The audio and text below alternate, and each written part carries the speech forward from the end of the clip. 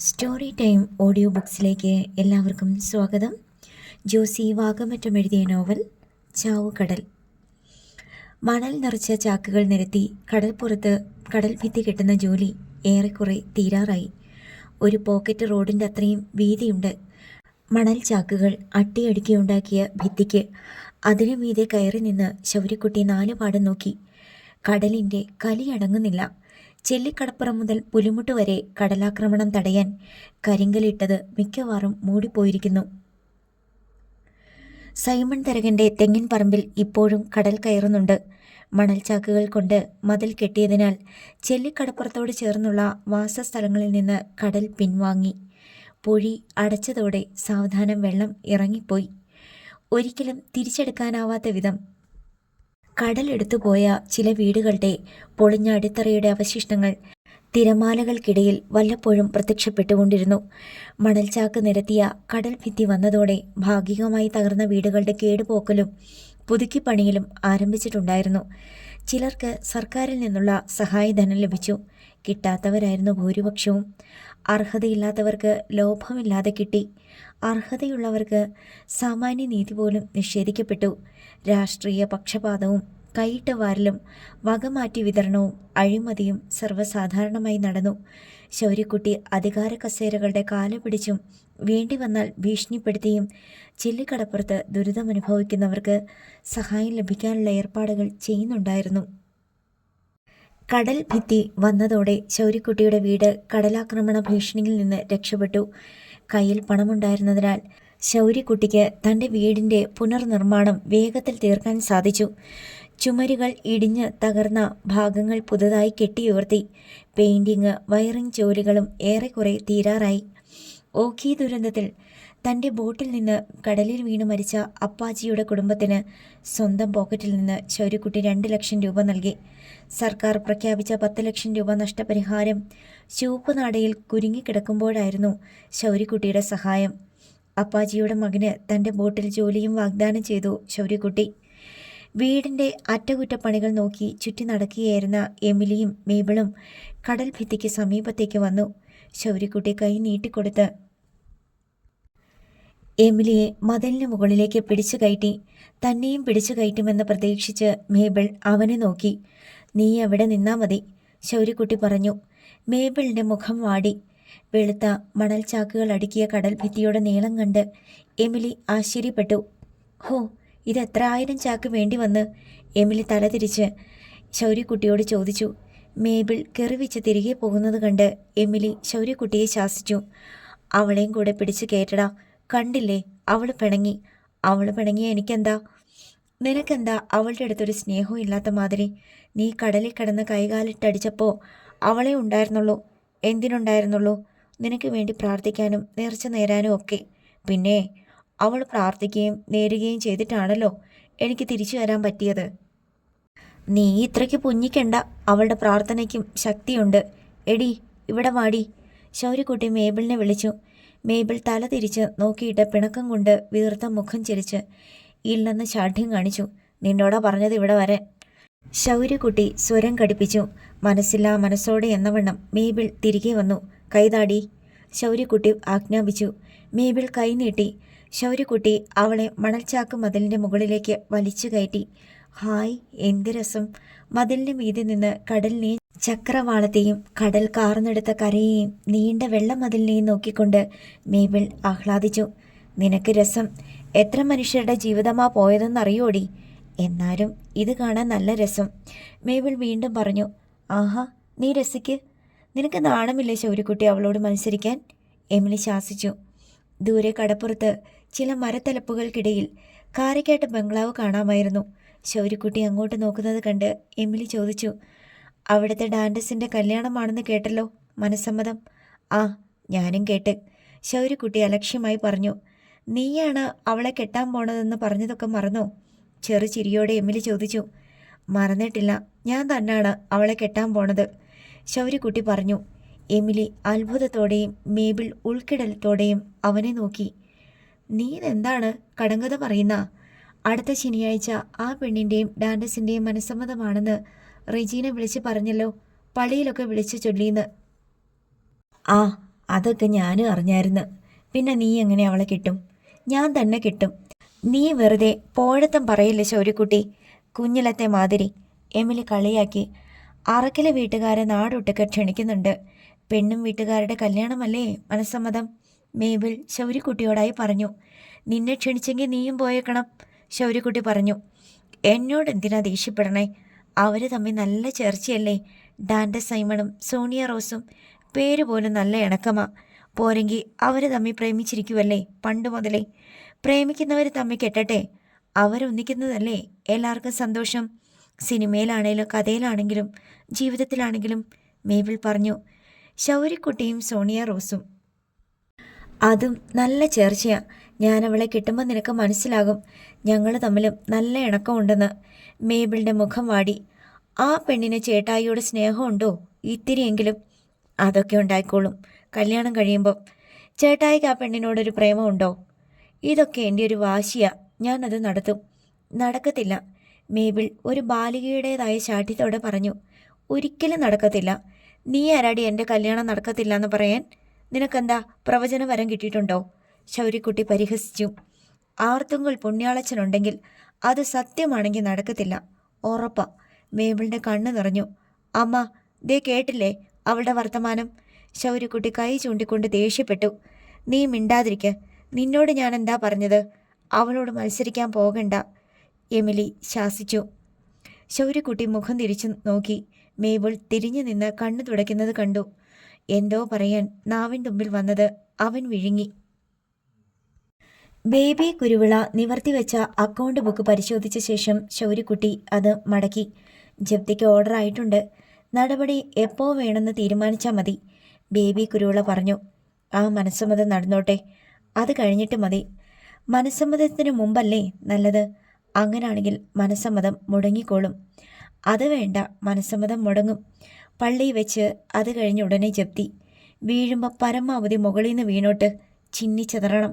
ഗ്ലാസ്സൊക്കെ വീണ് പൊട്ടി തകരണ മാതിരി, ശൗര്യക്കുട്ടി ഉന്മാദ സ്വരത്തിൽ പറഞ്ഞു. പള്ളി വെച്ച് മനസ്സമ്മതം മുടങ്ങണമെങ്കിൽ അത് വലിയ ബുദ്ധിമുട്ടല്ലേ? അതെ, ബുദ്ധിമുട്ടാണ്. പക്ഷേങ്കിൽ അതിൻ്റെ ഒരു നാണക്കേടുണ്ടല്ലോ. അറക്കൽ ചാർലിയും സൈമൺ തരകനും ശവക്കുഴിയിലെത്തുന്നത് വരെ മറക്കത്തില്ല. ബേബി കുരുവിള ശൗര്യക്കുട്ടിയുടെ മുഖത്തേക്ക് നോക്കി 2 നിമിഷം ചിന്തിച്ചിരുന്നിട്ട് തലയാട്ടി. ക്ഷണക്കത്തുകൾ അടിച്ചു വിതരണം ചെയ്തു. ഫോണിൽ വിളിച്ച് ക്ഷണിക്കാനുള്ളവരെയും നേരിട്ട് ക്ഷണിക്കാനുള്ളവരെയും ക്ഷണിച്ചു. ജോലി ഏറെക്കുറെ പൂർത്തിയായി സംതൃപ്തിയിലായിരുന്നു അറക്കൽ ചാർലി സേവിയറും കുടുംബവും. മനസ്സമ്മതം പെൺവീട്ടുകാരുടെ കല്യാണമായതിനാൽ അറക്കൽ ചാർലി അത് ഏറ്റവും ആർഭാടത്തോടെ തന്നെ നടത്താൻ തീരുമാനിച്ചിരുന്നു. അപൂർവം ചിലരെ മാത്രമേ അറക്കൽ ചാർലി ചെല്ലിക്കടപ്പുറത്ത് ക്ഷണിക്കാതെ വിട്ടുകളഞ്ഞുള്ളൂ. അതിലൊരാളായിരുന്നു ശൗര്യക്കുട്ടി. ഡാൻഡസും സോണിയ റോസും തമ്മിലുള്ള മനസ്സമ്മതത്തിനിടയിൽ ശൗരി എന്തെങ്കിലും ഇടങ്ങേറുണ്ടാക്കുമോ എന്നൊരു പേടി ഡാൻഡസിനും സോണിയയ്ക്കും മാത്രമല്ല ചാർലിക്കും ഉണ്ടായിരുന്നു. പക്ഷേ ശൗരി ഇതുവരെ ശല്യത്തിനൊന്നും വന്നില്ല. ഓക്കെയ്ക്ക് ശേഷം ശൗര്യക്കുട്ടി ശാന്തനും നിശബ്ദനുമാണെന്ന് ചാർലി വിലയിരുത്തി. ഇനി മനസ്സമ്മതത്തിന് 2 ദിവസമേ ശേഷിക്കുന്നുള്ളൂ. ഊണ് കഴിക്കാനിരുന്നപ്പോൾ പതിവില്ലാതെ ചാർലി മകളോട് തിരക്കി. ശൗരി നിന്നെ വിളിക്കുകയോ ഭീഷണിപ്പെടുത്തുവോ എന്തെങ്കിലും ചെയ്തോ? ഇല്ല പപ്പ. എന്താ ചോദിച്ചേ? അല്ല, അവൻ നിന്നെ കിട്ടുമെന്ന് ഭീഷണിപ്പെടുത്തിയായിരുന്നല്ലോ പലതവണ. അത് കുറേ മുമ്പല്ലേ. ആ ഓക്കി വന്ന ശേഷം അവനെ കൊണ്ട് വലിയ കുഴപ്പമൊന്നുമില്ലെന്ന് സൈമൻ ചേട്ടനും പറഞ്ഞു. കടലിൽ നിന്ന് കഷ്ടിച്ചല്ലേ പപ്പ അയാൾ രക്ഷപ്പെട്ടത്. അതോടെ ഒരു പാഠം പഠിച്ചു കാണും. അതുമാത്രമല്ല, അവന് കുറേ നഷ്ടങ്ങൾ സംഭവിച്ചു. അതും ഒരു പാഠമായിരിക്കും. എന്തു ആയിക്കോട്ടെ, കുഴപ്പമൊന്നും കൂടാതെ മനസ്സമ്മതവും കല്യാണവും നടന്നാൽ മതിയായിരുന്നു.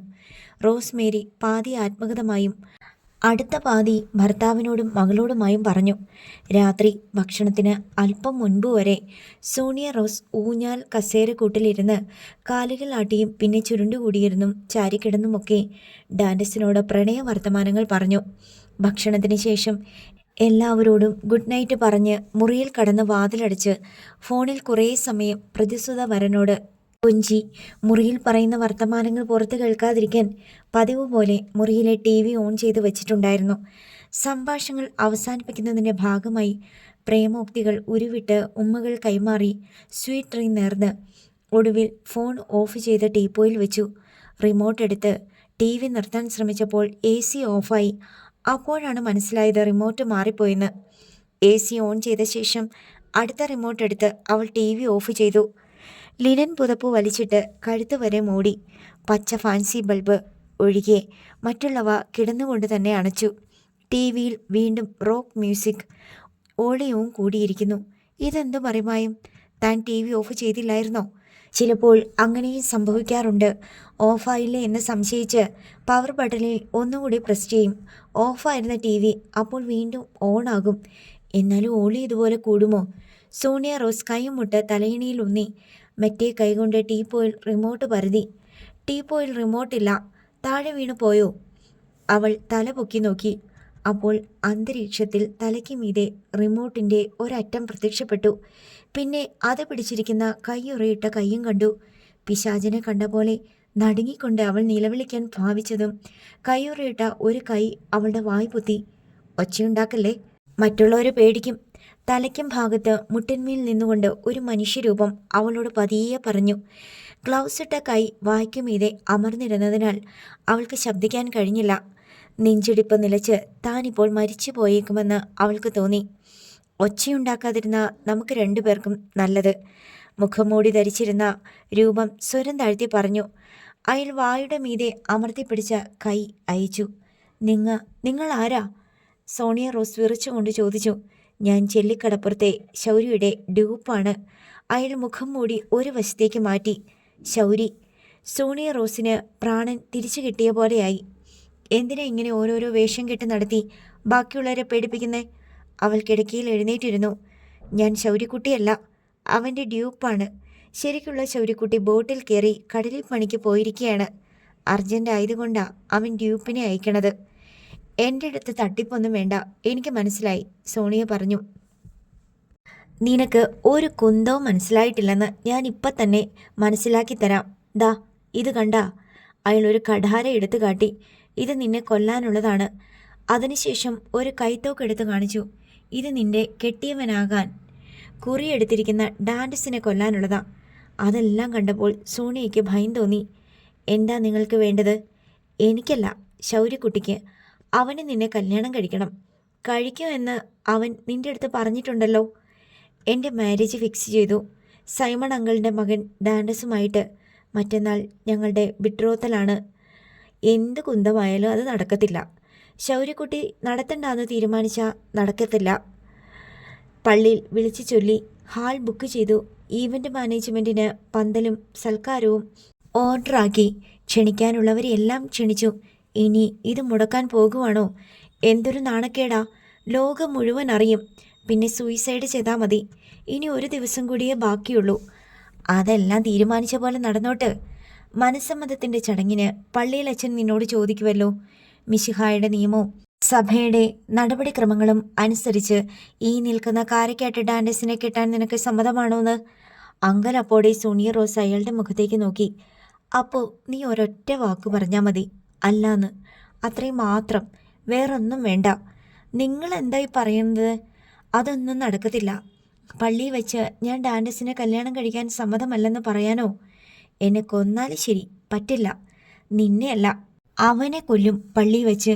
അതേന്ന് നീ ഉത്തരം പറഞ്ഞാൽ ഉണ്ടല്ലോ, കല്യാണത്തിന് താലി കെട്ടാൻ അവൻ ജീവനോടെ ഇരിക്കത്തില്ല. സോണിയ നടുങ്ങിപ്പോയി. ശൗര്യക്കുട്ടി പറഞ്ഞതാ. കടക്കിടയ്ക്ക് അങ്ങോട്ടോ ഇങ്ങോട്ടോ മാറത്തില്ല. ഇതിനു മുമ്പ് അവൻ്റെയും നിൻ്റെയും മനസ്സമ്മതം തീരുമാനിച്ചപ്പം അവൻ്റെ 2 കാലും ഒടിഞ്ഞു. അവൻ എണീറ്റ് നടക്കാറായതേ ഉള്ളൂ. ഇനി അവൻ്റെ തലയാ പോണത്. തലയില്ലാത്ത ഒരുത്തനെ നിനക്ക് ഭർത്താവായിട്ട് വേണ്ടല്ലോ. ശൗര്യക്കുട്ടി, ദൈവത്തെ ഓർത്ത് ഞങ്ങളെ. ശൗര്യക്കുട്ടിയല്ല, അവൻ്റെ ഡ്യൂപ്പാ. അവനിപ്പോൾ കടലില്ല. എന്തിനാ ഇങ്ങനെ മുഖത്ത് നോക്കി കള്ളം പറയണത്? എനിക്ക് കണ്ടാൽ അറിയില്ലേ? ശബ്ദം കേട്ടാൽ അറിയില്ലേ? കണ്ടാലും കേട്ടാലും ഒരേപോലെ ഇരിക്കും. അതിനാ ഡ്യൂപ്പ് എന്ന് പറയണത്. നീ സമ്മതിച്ചില്ലെങ്കിൽ ഒരു കാര്യം കൂടെ ശൗര്യക്കുട്ടി പറഞ്ഞേൽപ്പിച്ചിട്ടുണ്ട്. അയാൾ പോക്കറ്റിൽ നിന്ന് ഒരു താലിമാല എടുത്തു കാട്ടി. ഇത് നിന്റെ കഴുത്തിൽ കെട്ടണം. ദാ ഇങ്ങനെ. അയാൾ കഴുത്തിന് നേർക്ക് മാല കൊണ്ടുവരുന്നത് കണ്ട് അവൾ മുഖം വെട്ടിച്ചു. ഒരു തവണ ശൗര്യക്കുട്ടി നിന്നെ കെട്ടിയതാ, തുമ്പോളി കടപ്പുറത്ത് വെച്ച്. ഇത് 2ാമത്തെ കെട്ടാ. നിന്നെ 3 കെട്ടുമെന്നല്ലേ അന്ന് ശൗരി പറഞ്ഞത്? 3ാം കെട്ട് പള്ളിയിൽ വെച്ച് ശൗര്യക്കുട്ടി തന്നെ കെട്ടിക്കോളും. വേണ്ട, ഞാൻ സമ്മതിക്കില്ല. നീ സമ്മതിക്കും. ഡാൻഡസ് ജീവനോടിരിക്കണ്ടേ? തലയില്ലാത്ത ഡാൻഡസിനെ നീ ഒന്ന് സങ്കല്പിച്ച് നോക്ക്. കണ്ടാ? കാണാൻ ഒരു രസവും ഇല്ലല്ലോ. ഇങ്ങോട്ട് വാ. പിന്നോട്ട് വളയാൻ സോണിയയ്ക്ക് സ്ഥലമൊന്നും ബാക്കിയില്ലായിരുന്നു. മാല അവളുടെ കഴുത്തിന് ചുറ്റും വീണു. അത് മരണക്കൊടുക്കാണെന്ന് അവൾക്ക് തോന്നി. നിനക്കിതൊന്നും സമ്മതമല്ലെങ്കിൽ ഇന്ന് രാത്രി തന്നെ ആദ്യ രാത്രി കൂടി ആഘോഷിച്ചിട്ട് പോന്നാ മതിയെന്നാ ശൗര്യക്കുട്ടി പറഞ്ഞത്. സോണിയ പിന്നെയും നടുങ്ങി. ഏത് ശൗര്യക്കുട്ടി? ഈ ശൗര്യക്കുട്ടിയല്ലാതെ വേറെ ഏത് ശൗര്യക്കുട്ടിയാ? സോണിയ അമർഷത്തോടെ അവനെ തുറിച്ചു നോക്കി. ഇത് ഡ്യൂപ്പാണെന്ന്. ഡ്യൂപ്പാണോ താലി കെട്ടണതും ഫസ്റ്റ് നൈറ്റിന് വരുന്നതും? സോണിയ രോഷാകുലയായി. ശൗര്യക്കുട്ടിക്ക് അങ്ങനെ ആയാലും മതി, കുഴപ്പമില്ല. സമയക്കുറവ് കൊണ്ടാണ്. എനിക്കിപ്പോൾ ഒരു മറുപടി താ. മറ്റന്നാൾ പള്ളിയിൽ അച്ഛൻ്റെ ചോദ്യത്തിന് അല്ല എന്ന് പറയാൻ റെഡിയാണോ? നിന്റെ മറുപടി കേട്ടിട്ട് വേണം ശൗര്യക്കുട്ടി എന്നെ ഏൽപ്പിച്ച കാര്യങ്ങൾ ഓരോന്നായിട്ട് ചെയ്യാൻ. ഞാൻ സമ്മതിച്ചില്ലെങ്കിൽ ഇയാൾ എന്നെ റേപ്പ് ചെയ്യുമോ? റേപ്പാണോ? അങ്ങനൊന്നും പറയല്ലേ. ആദ്യ രാത്രി റേപ്പ് എന്ന് പറയുമ്പം അതിൻ്റെ വിശുദ്ധി പോയില്ലേ? ഞാൻ എതിർത്ത അത് റേപ്പ് അറ്റംപ്റ്റ് തന്നെയാ. എതിർക്കാനൊന്നും സമയം കിട്ടത്തില്ല നിനക്ക്. ദാ ഇത് കണ്ടോ ക്ലോറോഫോം. ദാ ഇതാ ഇതുപോലെ ഈ തൂവാലയിലോട്ട് സ്പ്രേ ചെയ്യുന്നു, നിന്റെ മൂക്കിന് നേർക്ക് പിടിച്ച്. സോണിയ മുഖം വെട്ടിച്ചു. സമയം തീരെയില്ല, മറുപടി പറ. എനിക്ക് ജോലി തീർത്തിട്ട് പോണം. ശൗര്യക്കുട്ടി വെയിറ്റ് ചെയ്യുക ബോട്ടിൽ. സോണിയ റോസ് അയാളുടെ മുഖത്തേക്ക് തുറച്ചു നോക്കി അല്പനേരം ഇരുന്നു. ഇതാലോചിച്ച് വരും വരായിക നോക്കിയിട്ട് ചെയ്യേണ്ട കാര്യമല്ല. ഒരു മറുപടി കിട്ടിയാൽ മതി. Yes or no. ബാക്കി ശൗര്യക്കുട്ടി ചെയ്തോളും. എന്തെങ്കിലും ഒരു മറുപടി പറഞ്ഞാൽ പിന്നെ അത് തിരുത്താനും പറ്റത്തില്ല. ഞങ്ങളുടെ കല്യാണം മുടക്കിയിട്ട് നിങ്ങൾക്ക് എന്ത് കിട്ടാനാ? സോണിയയ്ക്ക് കരച്ചിൽ വന്നു. നിന്നെ രക്ഷപ്പെടുത്താൻ വേണ്ടിയാ. ശനിയാഴ്ചയാണല്ലോ നിന്റെ മനസ്സമ്മതം. അത് നടന്നാലും നടന്നില്ലെങ്കിലും തിങ്കളാഴ്ച കാരക്കാട്ട് ബംഗ്ലാവ് ജപ്തിയ. അടിച്ചിറക്കും ശൗര്യക്കുട്ടി എല്ലാത്തിനെയും. അതിനകത്തുനിന്ന് അവൻ നശിപ്പിക്കുന്ന പറഞ്ഞ അടിവേര് വരെ മാന്തി കുഴിച്ചെടുത്ത് നശിപ്പിക്കും. നീ അവൻ്റെ ഭാര്യയാകാൻ പോയാ റോഡിലിറങ്ങി തെണ്ടും, മനസ്സിലായാ? എന്നാലും ഡാൻഡസ് ഒരു കലാകാരനല്ലേ? ആ കഴിവൊന്നും നിങ്ങൾക്ക് നശിപ്പിക്കാൻ പറ്റില്ലല്ലോ. തൊണ്ടയിടറിക്കൊണ്ട് അവൾ ചോദിച്ചു. അതും നശിപ്പിക്കും. വയലിൻ വായിക്കണ അവൻ്റെ കയ്യിലെ 5 വിരലും കോതിക്കളയും. അവനെ കള്ളു കുടിപ്പിച്ച് ഒന്നിനും കൊള്ളാത്തവനാക്കും. ശൗര്യക്കുട്ടി ശപഥം ചെയ്തു വെച്ചിരിക്കുന്നതാ. അതിനു പകരം പള്ളിയിൽ വെച്ച് മനസ്സമ്മതത്തിന് നീ അവനെ തള്ളിപ്പറഞ്ഞ ശൗര്യക്കുട്ടി പിന്നെ അവനെ ഉപദ്രവിക്കത്തില്ല, വിട്ടുകളയും. ഏതാ വേണ്ടത്? പള്ളിയിലച്ഛൻ ചോദിക്കുമ്പം സമ്മതമല്ലാന്ന് പറയാൻ പറ്റുമോ? പറയാം. സോണിയ കണ്ണീരോടെ സമ്മതിച്ചു. ഡാൻഡസിനെ കെട്ടാൻ സമ്മതമാണോന്ന് പള്ളിയിലച്ഛൻ ചോദിക്കുമ്പോൾ എന്ത് പറയും നീ? അല്ലെന്ന്. ഓക്കെ, പറഞ്ഞ വാക്ക് തെറ്റിക്കല്ലേ? അയാൾ മുന്നറിയിപ്പ് നൽകി. സോണിയ തല കുമ്പിട്ടിരുന്ന് തേങ്ങി. മടക്കിയ കാൽമുട്ടുകൾക്ക് മീതെ കൈകെട്ടി അതിന്മേൽ നെറ്റി ചായ്ച്ച് കണ്ണ് തുടച്ചും മൂക്ക് പിഴിഞ്ഞും സോണിയ അല്പനേരം ഇരുന്നു. പിന്നെ മുഖമുയർത്തി. കട്ടിലിൽ ശൗര്യക്കുട്ടിയില്ല. അവൾ മുറിയിലെമ്പാടും നോക്കി. ശൗര്യക്കുട്ടിയെ കാണാനില്ല. അവൻ എങ്ങനെ മുറിക്കുള്ളിൽ കടന്നു? എങ്ങനെ മുറിയിൽ നിന്ന് പുറത്തേക്ക് പോയി? വാതിൽ അടഞ്ഞു കിടക്കുന്നു. സോണിയ റോസ് എഴുന്നേറ്റ് വാതിൽക്കലെത്തി. വാതിൽ തുറന്നു നോക്കി. അവൾ ഞെട്ടിപ്പോയി. ലോബിൽ വാതിലിനപ്പുറം പപ്പ. നീ കിടന്നോന്ന് നോക്കാൻ വന്നതാ, ചാർലി അവളോട് പറഞ്ഞു. നീ എന്തിനാ ഇപ്പോൾ വാതിൽ തുറന്നത്? വെറുതെ. വാതിലടയ്ക്കാൻ പോകുക. വാതിലടഞ്ഞാണല്ലോ കിടന്നത്. കുറ്റിയിടാൻ വന്നതാ പപ്പ. ആ ചെല്ലിക്കടപ്പുറത്തെ ശൗരി നിന്നെ ഫോണിൽ വിളിച്ചിരുന്നോ?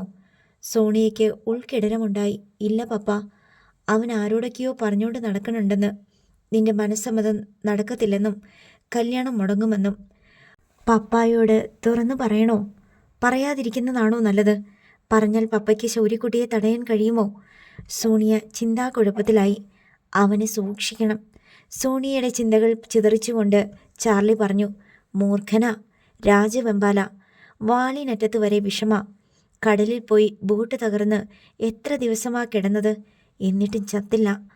അവനൊരു കാര്യം ചെയ്യുമെന്ന് പറഞ്ഞാൽ ചെയ്യും. പപ്പയ്ക്ക് പേടിയുണ്ടോ ശൗര്യക്കുട്ടി എൻ്റെ മനസ്സമ്മതം മുടക്കുമെന്ന്? സോണിയ ചോദിച്ചു. അവൻ എന്തെങ്കിലും ചെയ്യാതിരിക്കില്ല. പക്ഷേ പള്ളിയിൽ വെച്ചല്ലേ മനസ്സമ്മതം. അവിടെ അവൻ്റെ അഭ്യാസമൊന്നും നടക്കത്തില്ല. പള്ളിയിലച്ഛൻ്റെ മുമ്പിൽ അവൻ എന്ത് ചെയ്യാനാ? ഡാൻഡസിനെ ഉപദ്രവിക്കുമോ പപ്പ? സോണിയ തൻ്റെ ഭയം പങ്കുവച്ചു. അതും അതിലപ്പുറവും ചെയ്തെന്നിരിക്കും. എന്ത് ചെയ്യാനും മടിയില്ലാത്തവനാ. അവന് നെറിയില്ല. പിഴച്ചുണ്ടായവനല്ലേ. ശൗര്യക്കുട്ടിയും സൈമൺ അങ്കിളിൻ്റെ മകൻ തന്നെയല്ലേ പപ്പ? ആളുകൾ അങ്ങനെ പല അപവാദവും പറയും. നമ്മൾ അതിനൊന്നും ചെവി കൊടുക്കേണ്ട.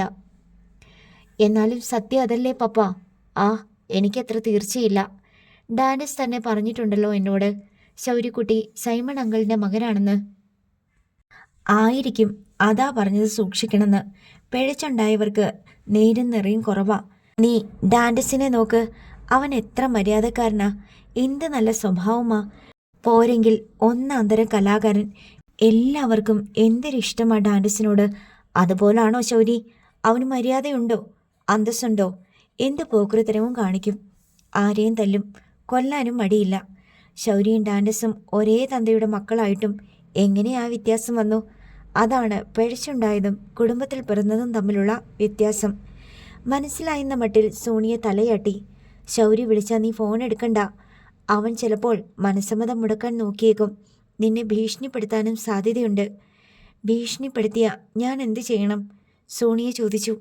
എന്നോട് പറയണം, നമുക്ക് പോലീസിനെ അറിയിക്കാം. വേണ്ട മുൻകരുതലും എടുക്കാം. ആ വൈരാഗ്യത്തിന് ശൗര്യക്കുട്ടി ഡാൻസിനെ ഉപദ്രവിച്ചാലോ? ഒന്നാമത് കാരക്കാട്ടുകാരെല്ലാം ശൗര്യക്കുട്ടിയുടെ ശത്രുക്കളാ. അവരെയെല്ലാം നശിപ്പിക്കുമെന്ന ശബ്ദം ചെയ്തിരിക്കുക. ശൗര്യക്കുട്ടി ഡാൻഡസിനെ അപായപ്പെടുത്തിയാലോ? അങ്ങനെയൊക്കെ പേടിച്ചാൽ കല്യാണം നടത്താൻ പറ്റുമോ?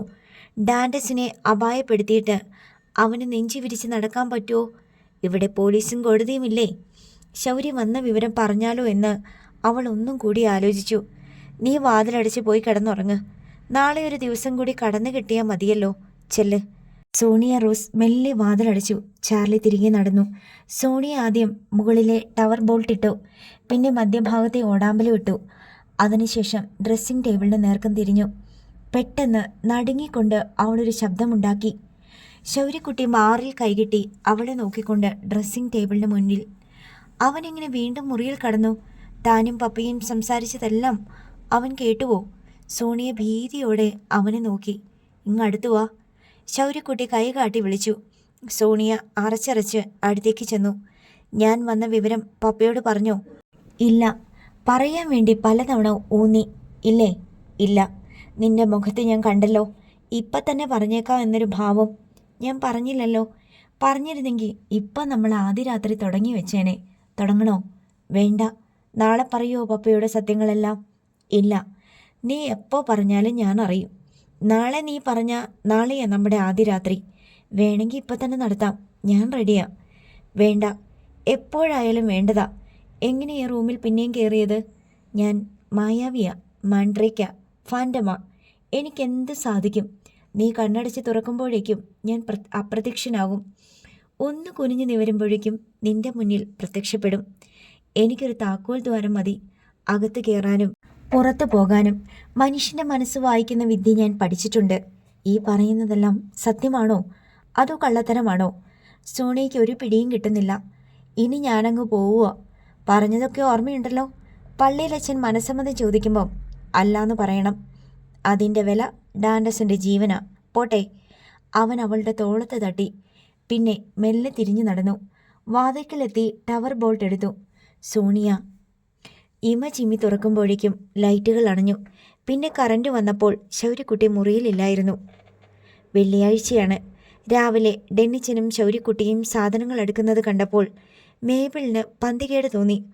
അവൾ എമിലിയോട് ചോദിച്ചു, അവരെന്നാ ചെയ്യാൻ പോവാ? സാധനങ്ങളൊക്കെ ചെല്ലിക്കടപ്പുറത്തോട്ട് കൊണ്ടുപോവുക മോളെ.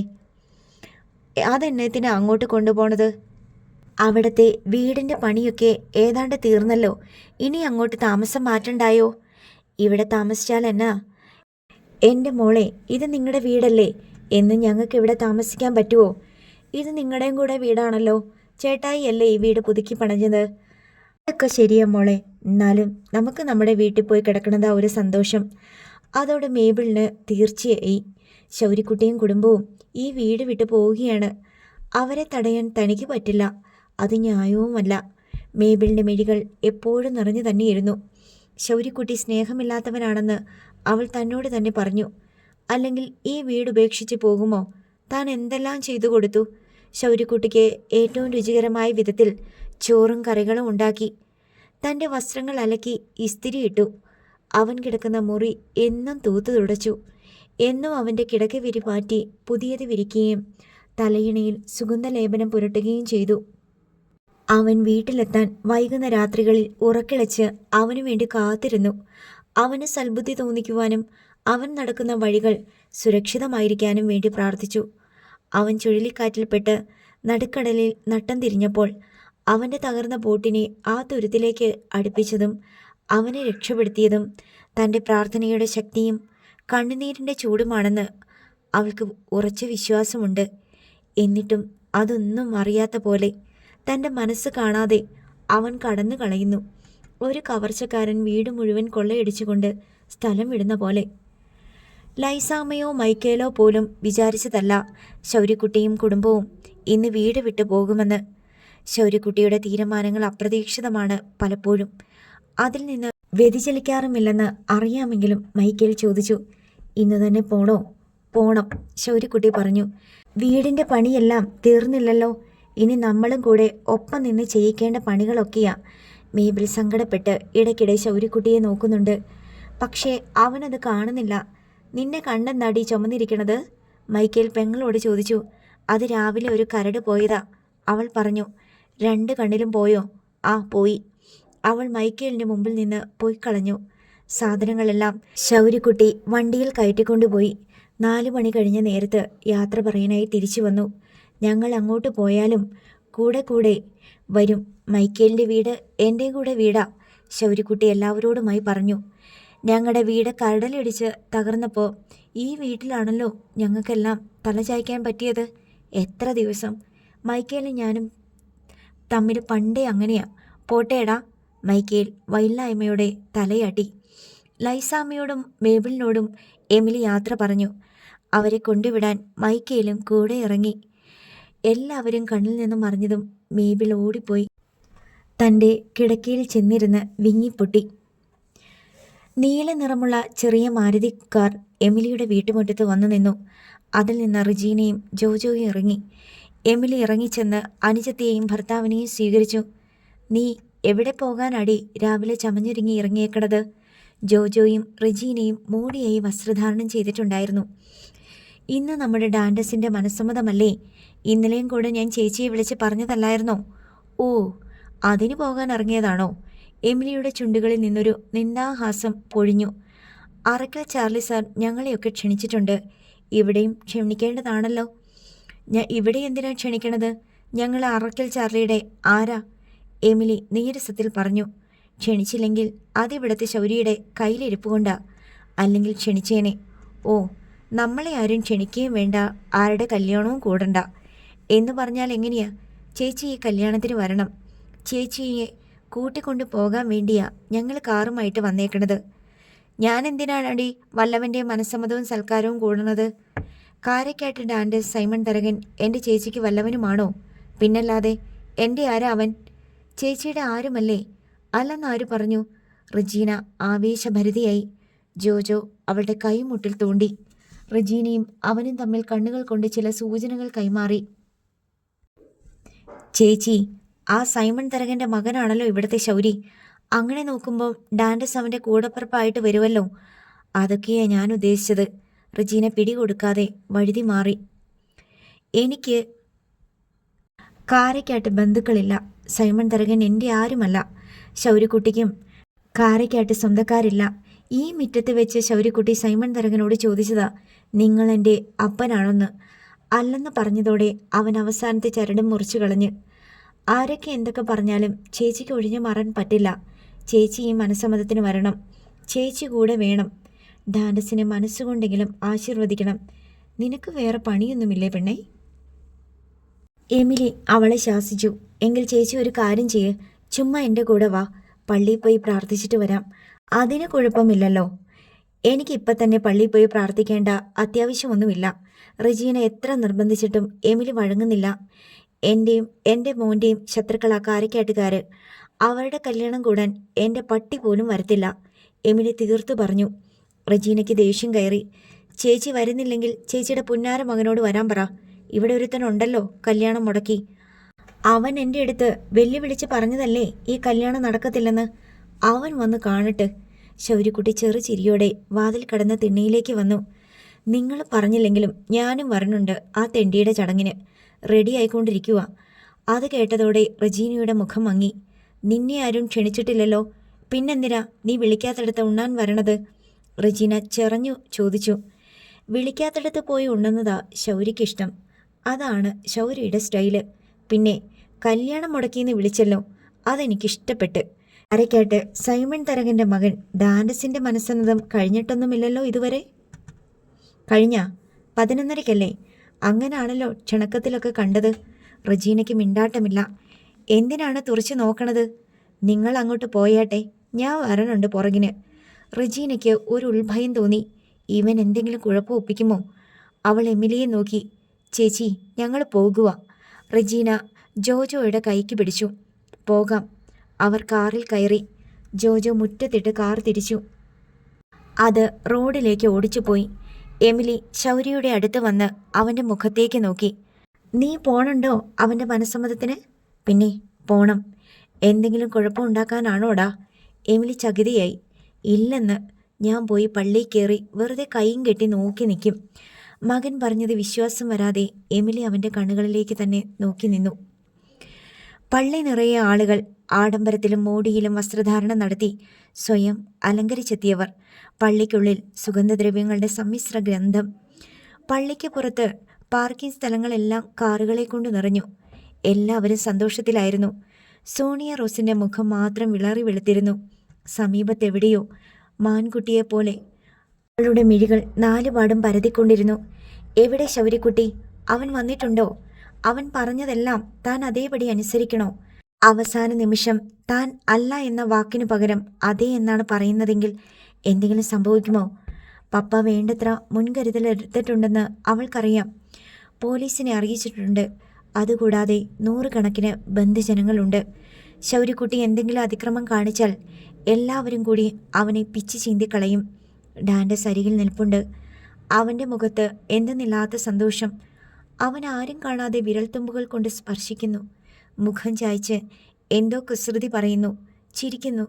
സോണിയയ്ക്ക് അതൊന്നും കേൾക്കാൻ വയ്യ. അവളുടെ കാതിൽ കടലിരമ്പ പോലെ ഒരാരവം മാത്രം. പുരോഹിതനും ശുശ്രൂഷകരും എത്തി. ചടങ്ങുകൾ ആരംഭിച്ചു.